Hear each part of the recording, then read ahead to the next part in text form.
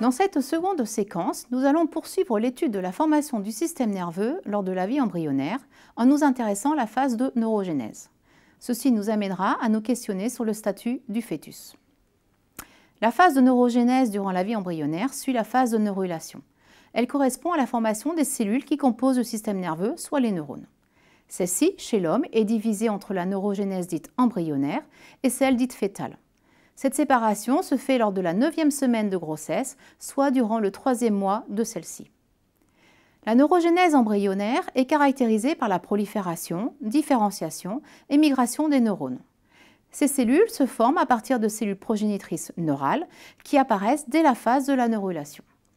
Il n'y a pas de région précise pour cette neurogénèse au niveau du tube neural, mais les progéniteurs vont se multiplier activement au niveau de la zone ventriculaire du tube neural. Ces cellules progénitrices se multiplient par division symétrique, c'est-à-dire que les deux cellules filles sont identiques et redonnent des cellules progénitrices. Puis, au 42e jour de grossesse, ces divisions vont devenir asymétriques et produire deux cellules filles différentes, une cellule progénitrice neurale et un neurone postmitotique ou neuroblaste. Ces neuroblastes vont quitter la zone ventriculaire et ensuite migrer au niveau du cortex.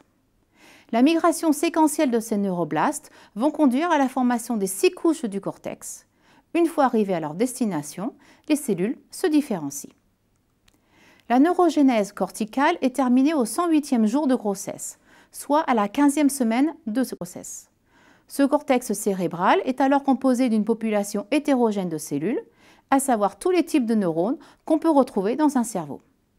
Lorsque cette neurogénèse est terminée, l'embryon est déjà devenu un fœtus.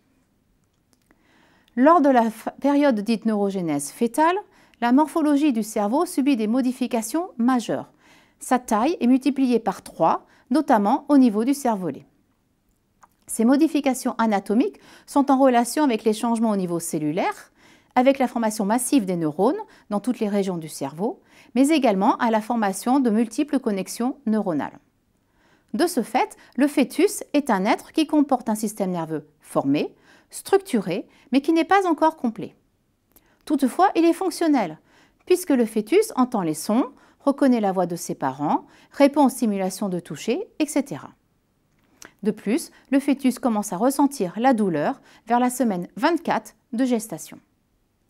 Le développement des techniques d'imagerie, telles que les échographies 4D, a permis de mettre en évidence les différents comportements du fœtus, qui sont multiples. Comme montré sur ces images, le fœtus bâille, le fœtus tire la langue, mais aussi il sourit, ouvre les yeux, etc. Ces mouvements, ces expressions faciales peuvent signifier que le fœtus a conscience de son environnement et ressent des émotions. Mais elles soulèvent également d'autres questions, telles que par exemple, est-ce que le fœtus possède une conscience ? Ainsi, de telles études scientifiques peuvent amener les sociétés à se questionner sur des législations telles que le statut juridique du fœtus. Les connaissances scientifiques actuelles sur le système nerveux embryonnaire peuvent être utilisées pour définir le système législatif d'un pays, comme par exemple la législation concernant l'avortement. De 2010 à 2014, 25% des grossesses mondiales ont été arrêtées par avortement sur demande de la mère. L'avortement n'est légal que sur certains critères, au nombre de 6. Les anomalies fœtales, telles que les pathologies liées à des anomalies de fermeture du tube neural, que nous avons vues dans la séquence précédente, font partie d'un de ces critères. Toutefois, chaque société définit ses propres lois en se basant ou non sur des considérations scientifiques.